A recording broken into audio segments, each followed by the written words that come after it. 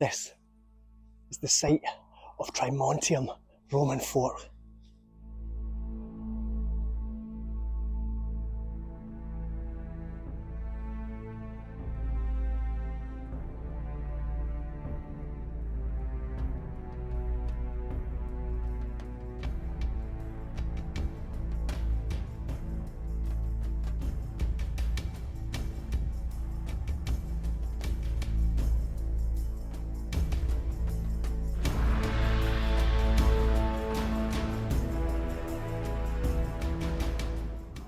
This altar to the goddess Diana. The Romans worshipped Diana in quite a lot of places in the Roman Empire, but not everywhere. It's believed that they brought in deities at these places like Trimontium to fit in with the worship and the religion and the spirituality of the locals. So it's thought that the local people, the Britons of this area, before the Romans arrived, were worshipping some goddess, a goddess of the woods.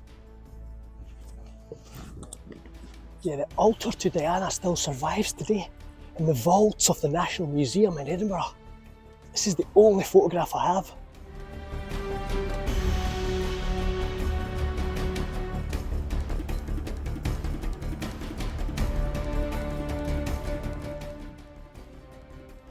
After about 300 years, however, the Romans retreated and left the Scottish borders forever. But did the local people forget about the goddess Diana? Was she blown away by the sands of time? The answer is no. And there's a monument 1,000 years more modern than the Roman invasion to remember her.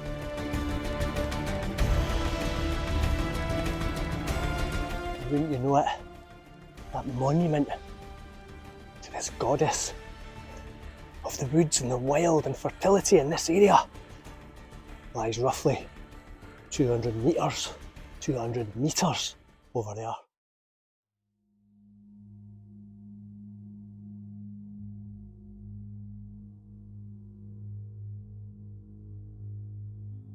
And that stone is this, the Rhymer stone.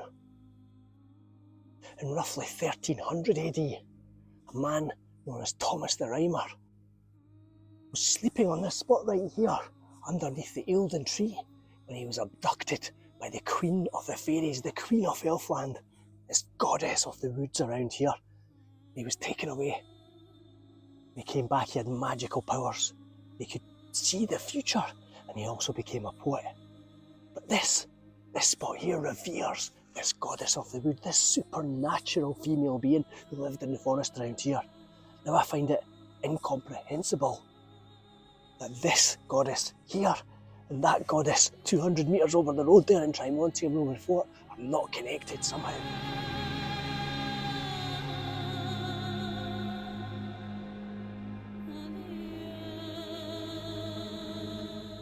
Now this stone here was erected in 1929 by the Melrose Literary Society to commemorate the event. But there was a stone on the site just across the other side of the road there, maybe a wee bit further down, near the Bogle Burn. The burn of the fairies, the burn of the ghosts, where the original Rhymer stone stood. But nobody knows what's happened to that stone or where it is.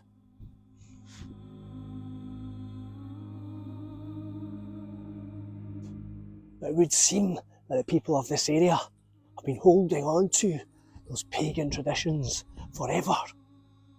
But yeah, it certainly does seem that